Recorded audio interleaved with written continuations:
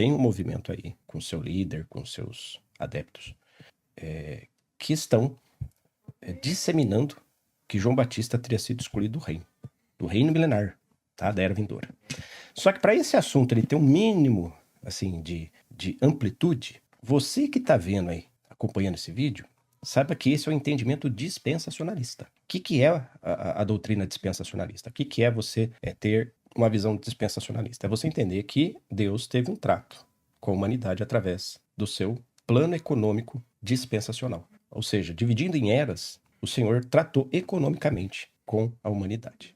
Dentro dessa premissa, que eu concordo com esses irmãos que excluem João Batista do reino dos céus, eu não concordo com a exclusão, mas eu concordo que existe a dispensação e existe a era milenar, e aí nós vamos ter que ter um entendimento da era milenar que muitas vezes foge do entendimento, vamos dizer assim, geral da cristandade, do evangelicalismo, do protestantismo, do catolicismo, do escolasticismo, da igreja de modo geral, que é entender a diferença entre ser salvo, receber a vida eterna e entrar na era vindoura. Porque para entrar na era vindoura, antes vai ter que ser passado por um tribunal. E só vai entrar na era vindoura com as condições de herdar o reino, me refiro à herança do reino, não simplesmente entrar, porque a gente sabe que as nações sobreviventes e que ajudaram os judeus no período da Grande Tribulação, elas vão entrar. Mas herdar, só pode herdar quem for aprovado no tribunal de Cristo. Neste sentido, nem todo salvo vai entrar no reino. Para você entender essa dinâmica melhor, ter a resposta de se isso é bíblico ou não, eu sugiro que vocês assistam os 2 vídeos que nós aqui do canal colocamos, que eu falei sobre esse assunto, que é a diferença entre salvação e reino, sobre a ótica de entrar e receber a vida, e em um outro vídeo, a diferença do reino e da salvação, sobre a ótica das ressurreições. Porque o aprovado ele vai ter uma ressurreição com 1000 anos de antecedência. O reprovado ele vai ficar 1000 anos sobre esse lapso para depois ressuscitar. Ele vai ressuscitar no último dia. O Senhor Jesus fala isso abertamente, claramente. Então eu sugiro que você veja esses vídeos para você entender essa dinâmica entre você entrar ou não no reino dos céus. Não são todos os filhos de Deus, os salvos, que vão entrar no reino dos céus, somente os aprovados do tribunal de Cristo. É por conta disso que esse movimento diz que João Batista, embora salvo, embora como um servo de Deus que tinha que cumprir a sua missão, ele teria sido reprovado quando estava aqui na terra, e portanto ele foi colocado para fora do reino dos céus. Nós vamos ver se isso é coerente, nós vamos ver se isso tem base bíblica. E para isso, eu levantei 8 argumentos dessa teoria que eu vou chamar a partir de agora de teoria da exclusão. Então, toda vez que você ouvir eu falar teoria da exclusão, saiba que eu estou me referindo a essa ideia de João Batista ter sido excluído do reino dos céus, tá bom? Para isso, eu vou colocar aqui a tela. Eu vou pedir para você acompanhar comigo essas 8 argumentações que eu levantei, e nós vamos ir ponto a ponto em cada uma delas. Por quê? Nós temos que ser honestos com os nossos opositores. E opositor aqui eu quero me dizer em relação à ideia, em relação ao debate, não em relação à pessoa, né? Mas se eles estiverem certos, nós temos que nos dobrar. Se em algum momento o Senhor Jesus julgou João Batista e determinou que ele estaria fora do reino dos céus, nós temos que nos dobrar, eu tenho que me dobrar, você tem que se dobrar. Mas se estiver errado, nós não só temos que reprovar, mas temos que resistir essa inverdade, porque ela passa a ser um engano, e um engano disseminado passa a ser uma heresia. E se isso virar doutrina, pode ser até pior. Tá? Então, é por isso que nós estamos fazendo esse vídeo. Os 8 argumentos da teoria da exclusão. Vamos lá para o primeiro argumento. O argumento da grandeza preservada. O que significa esse argumento da grandeza preservada? Significa que os defensores da teoria da exclusão dizem que a promessa, ou aquele afã, ou aquele desejo de João se diminuir para que Cristo crescesse, conforme está lá em João capítulo 3, versículo 30, não se cumpriu. E aí eles vão usar a defesa de que não se cumpriu, primeiro, porque João não de fato se diminuiu. Ele, na verdade, se elevou. Ele ficou disputando com o Senhor Jesus, porque no entendimento desses irmãos, ele deveria parar de batizar imediatamente no momento que ele haveria de identificar o Cristo, reconhecê-lo e, consequentemente, enviar pessoas para segui-lo. E eles advogam isso de 2 maneiras, né? Que tinha a palavra eis o Cordeiro, e nesse sentido, alguns dos discípulos dele foram até João, e no momento que os seus discípulos começam a seguir o Messias, ele também teria que seguir. Ao não fazer isso, ele manteve a sua grandeza, porque continuou o seu ministério, continuou batizando, continuou numa espécie de competição com o Senhor Jesus. É isso que eles falam. Esse argumento da grandeza preservada, da exclusão, da teoria da exclusão, defendem. Faz algum sentido bíblico? É necessário que ele cresça e que eu diminua. Então, os defensores da teoria da exclusão dizem que isso não aconteceu, então ele preservou ainda a sua grandeza e ele, por conta disso, ele teria que ser reprovado e excluído do reino dos céus. My friends, nenhum problema se isso for ver um fato bíblico. O problema é um fato bíblico. Estamos diante de algo factível quanto a isso? Aqui nós temos um problema muito sério. Quem registrou a diminuição de João Batista? Quem registrou esse fato?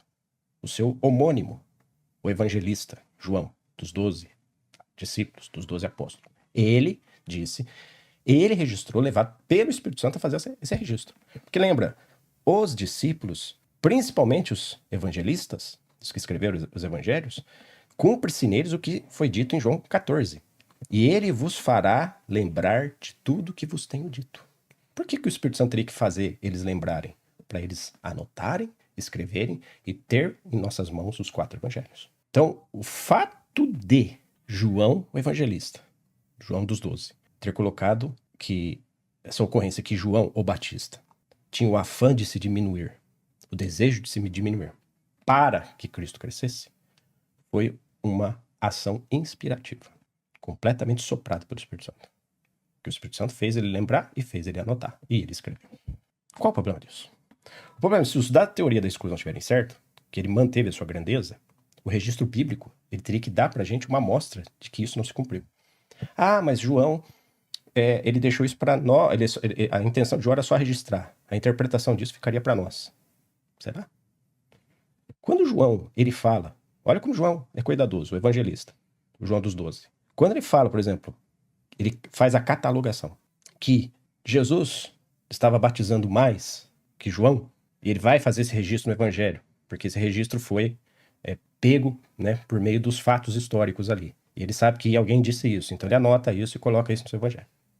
Se ele não fosse cuidadoso o suficiente para deixar essa interpretação se quem batizava era Jesus ou não, ele não teria feito um parêntese. Em João capítulo 4, versículo 2, conforme você pode perceber, diz assim, se bem que Jesus mesmo não batizasse, mas sim seus discípulos. Ora, se João soubesse que o Batista não diminuiu, não cumpriu a sua palavra, ele abriria um parêntese. Se bem que João Batista não diminuiu, se bem que Jesus só foi elevado quando João Batista foi preso, se bem que João Batista caiu, se bem que João Batista teve que morrer para que isso acontecesse, para que Cristo fosse elevado. Alguma coisa desse tipo.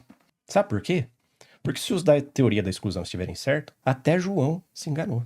Quem sabe, quando chegar na era vindoura, eles possam falar com João e João falar, puxa, é verdade, eu vou fazer uma nota de rodapé explicando aqui que João o Batista não se diminuiu, não deu certo a proposta dele. Eu vou colocar uma nota de rodapé na próxima impressão. Né? Quem sabe João, o evangelista, faça isso, né? Com esse colegiado de irmãos aí que afirmam que João Batista foi excluído do reino. Irmãos, esse lapso não foi um lapso só, um lapso para nós, mas foi para o evangelista. Tá? É muito sério.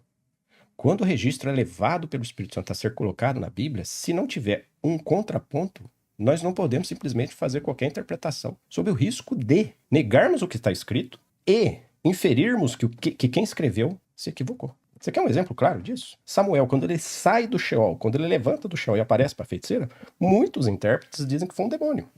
Que foi um espírito se passando por Samuel, dissimulado, etc. E usa várias conexões, várias inferências. Principalmente os adventistas, que não acreditam que a pessoa tem vida depois da morte, então isso aí seria uma pedra de tropeço. Mas entre outros, vários cristãos, pentecostais, cristãos conservadores, defendem que foi um demônio. Mas o autor bíblico diz Samuel. Samuel levantou do Sheol. O autor bíblico fala Samuel.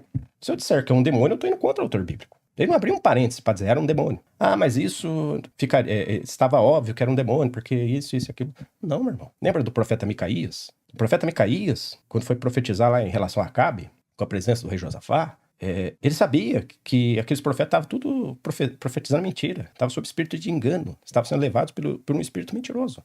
Aí